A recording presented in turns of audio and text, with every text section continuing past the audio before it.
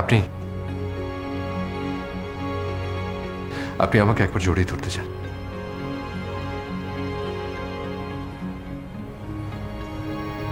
ঠিক বলিনি?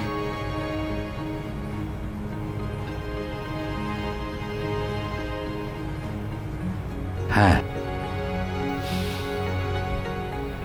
আপনার সত্যি অনেক সাহস। আমার চাওয়াটা কি খুব বেশি? হ্যাঁ, আমরা তো পিতা পুত্রই, শত্রু তো না। Just shut up. আচ্ছা, ওটা থাক। আমি স্বার্থপরের মতন নিজের কথাই চিন্তা করেছি। বুড়ো মানুষ তো বেশি লোভ করে ফেলেছি, ক্ষমা করে দিও। আমি আশা করব আপনি কাউকে আমার পরিচয় দেবেন না। ঠিক আছে, দেব না। আপনি বাড়ি গেলে যান, আমি যাব না। আমি কোথায় যাব এখনো ঠিক করিনি। আপনি যেখানে খুশি সেখানে যান, সেটা আমাকে জানানোর প্রয়োজন নেই। আর আমাকে সেটা জানালেও আমি আপনাকে খুঁজতে যাব না।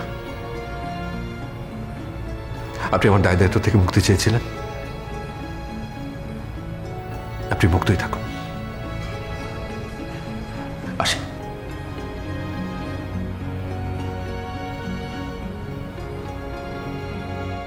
শিবা, চল। দাদি আসি। আসি দাদা।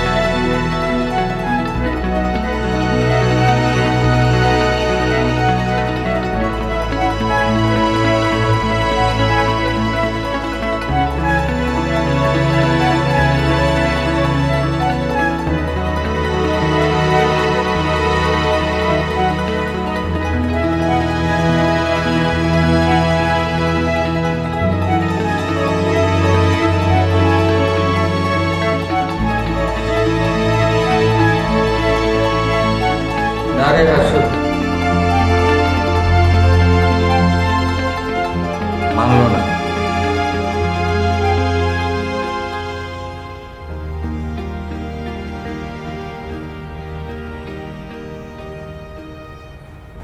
তুমি তোমার বন্ধুকে নিয়ে খেতে এসো। হ্যাঁ, যাই। হাসু, তুই যা, খেয়ে আয়। আর তুই? না রে ভাই, এবেলা আমি খাবো না। শোন, ওকে একটু সময় দে।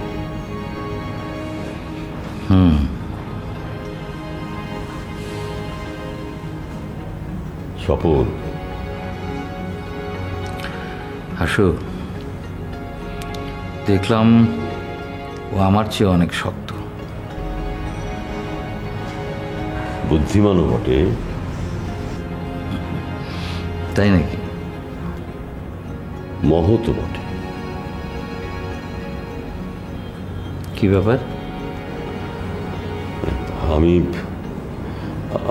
আমি যদি বলি, তুই বল যে তুই আমাকে ক্ষমা করে দিবি।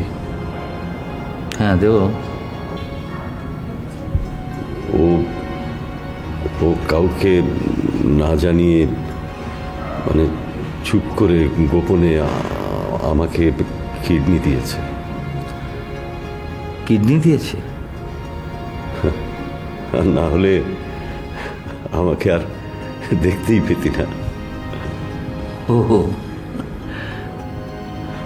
ও গ্রামে যাওয়ার নাম করে হাসপাতালে ভর্তি হয়েছিল। আর সেই সময় আমিও ডায়ালিসিস চেক আপের কথা বলে হাসপাতালে ছিলাম, মানে ও ব্যাপারটা কাউকে জানতে দিতে চাইনি, কোনো টাকাও নেয়নি।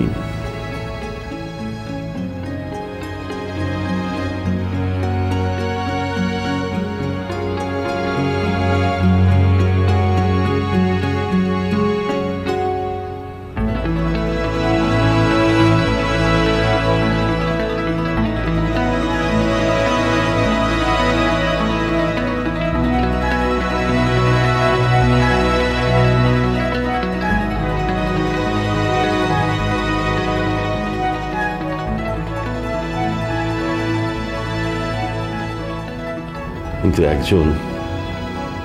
একজন ওকে খুব দুঃখ দিয়েছে। কে? আমার মেয়ে। ও, আমি জানতাম না যে ও তোর ছেলে। জানলে তুই কিডনিটা নিতি না? হ্যাঁ, আমি খুব খুশি হয়েছি। সত্যি? হ্যাঁ। তবু তুই আমাকে ক্ষমা করে দিস। দিলাম। কিন্তু আমি আমার মেয়েকে কোনোদিন ক্ষমা করতে পারবো না। তোর ছেলে কি বলে জানিস? বলে আমি যদি লিথিকে ক্ষমা না করি তাহলে ও কিডনিটা আবার ফেরত নিয়ে নেবে। লিথিকেও ও এত ভালোবাসে? হ্যাঁ। লিথি বিদেশে? ওর নাম তুই মুখে আনিস না। কেন? আরে একটা স্কাউন্ড্রেলকে বিয়ে করে কষ্টের জীবন কাটাচ্ছে। আচ্ছা, ওই তপনের পেছন একজন গেল দেখলাম। ও লিথি না, সেবা। খুব ভালো মেয়ে। তপন বলেছে মেয়েটা নাকি ওকে খুব পছন্দ করে। তাহলে সমস্যা কি? সমস্যা লিথি। ওর না বিয়ে হয়ে গেছে। তোর গুণধর ছেলে ওকে ভুলতে পারছে না।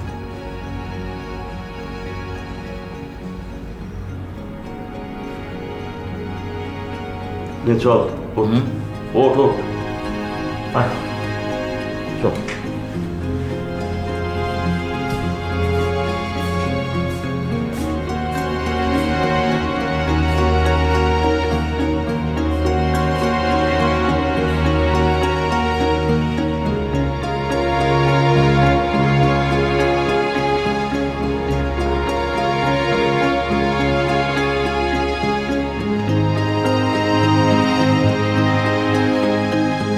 কি হলো? আয়।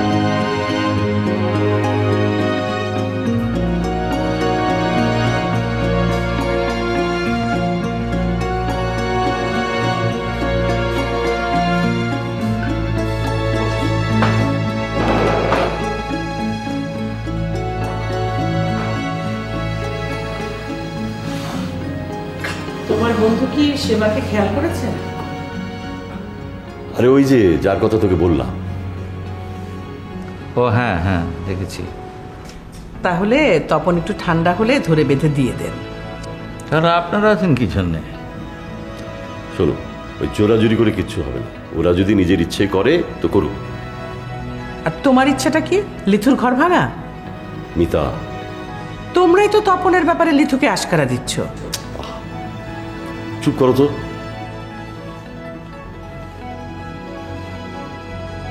ও যদি ডিভোর্স দেয় দিক, ওকে আবার ধরে বেঁধে অন্য কোথাও বিয়ে দাও, কিন্তু তপন বাদে। তপন আমাদের ছেলে। আমি বেঁচে থাকতে তপনের কোনো ক্ষতি হতে দেব না। অর্ডার। আচ্ছা, ঠিক আছে বাবা, এই যে চুপ করলাম। এখন চুপ করে খাওয়া হোক।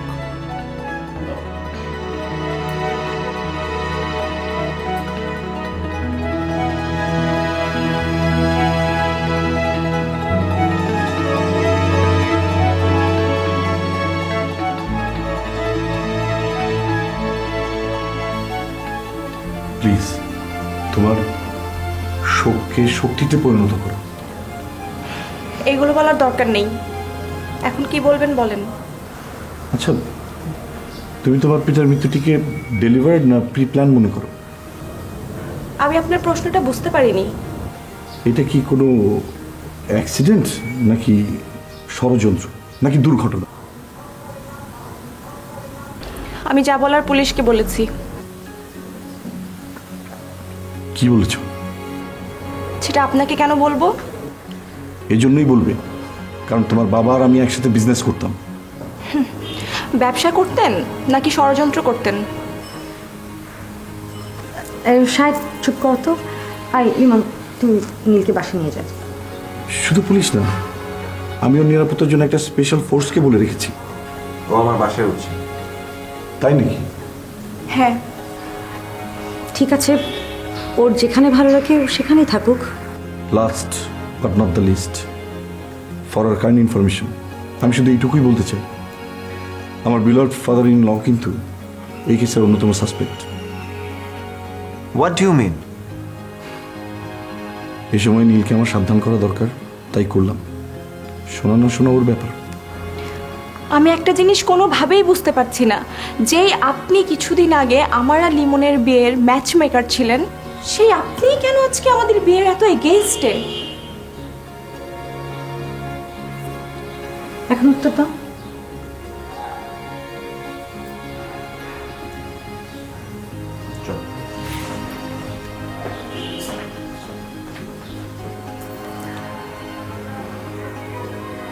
লিথি, মানে যা বলার দরকার ছিল ওদের সামনে বলতে, আমি এখন শুনবো না, প্লিজ।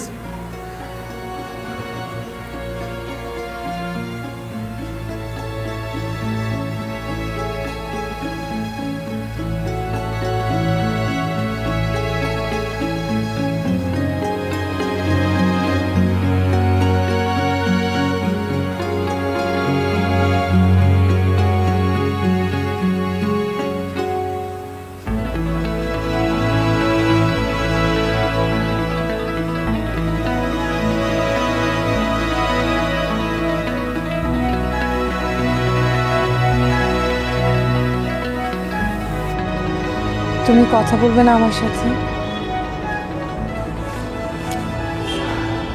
কি বলবো? তোমাকে আমার ভয় করছে। কেন?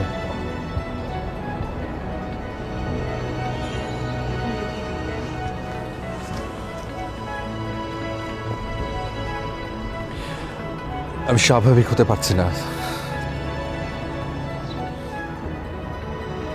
ওই লোকটা আমাকে তার সন্তান হিসেবে যখন জাহির করলো, আমার সাথে তখনই চলে আসা উচিত ছিল, কিন্তু আমি সেটা করিনি। আমি কি করলাম? তার সাথে সংলাপে গেলাম। সেটা কোনো প্রয়োজন ছিল না, আমার জাস্টিফাই করার প্রয়োজন ছিল।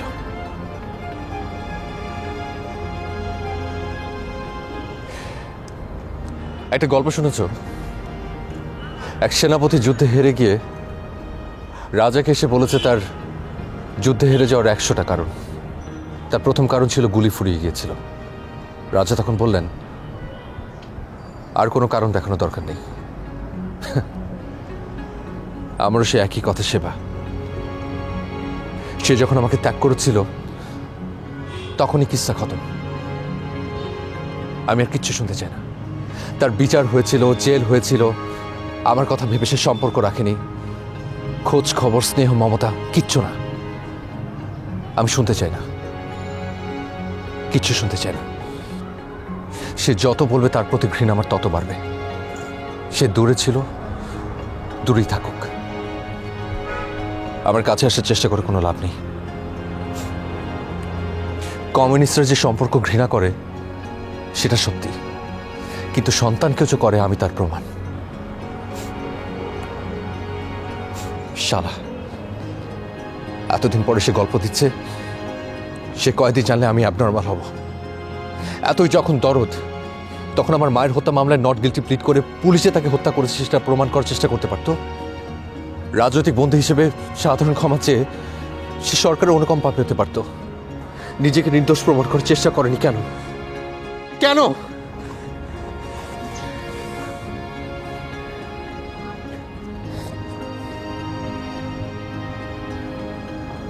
হ্যাঁ, ঠিক এই কাজটি করা উচিত ছিল আপনার কবরের স্বপন, যেটা আজ সেবা করছে। আপনি আমাকে দু হাতে জড়িয়ে ধরতে পারতেন। আপনার লুকানোর কোনো দরকার ছিল না, স্বেচ্ছা নির্বাসনে যাওয়ার কোনো প্রয়োজন ছিল না। আমি কোনো বিচারক না, আমি আপনার সন্তান।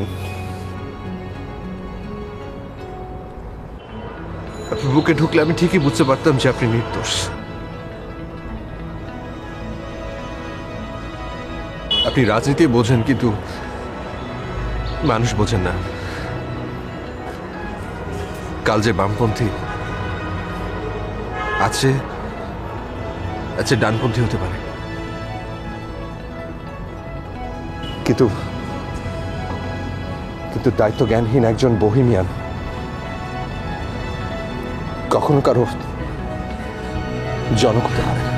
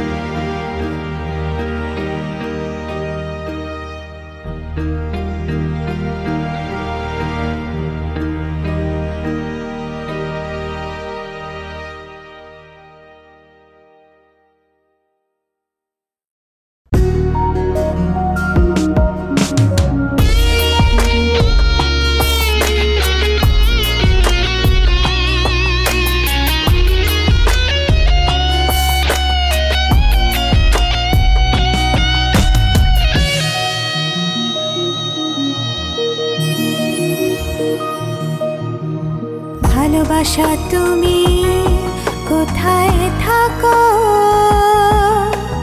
ভেতরে বাহিরে নাকি অনেক দূরে? তুমি চোখেরই নীল আকাশে নাকি লুকিয়েছো অচেনা কোনো অন্তরে? ভালোবাসা তুমি কোথায় থাকো, ভেতরে বাহিরে নাকি অনেক দূরে?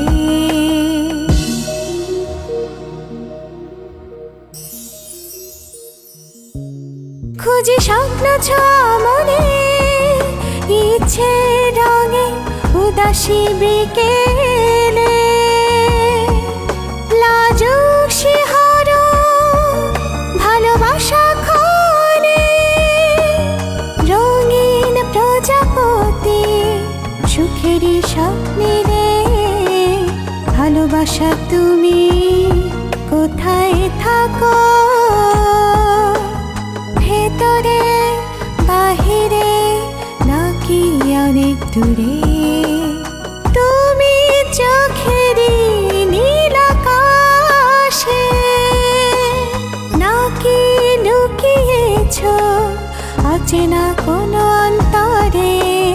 ভালোবাসা তুমি কোথায় থাকো,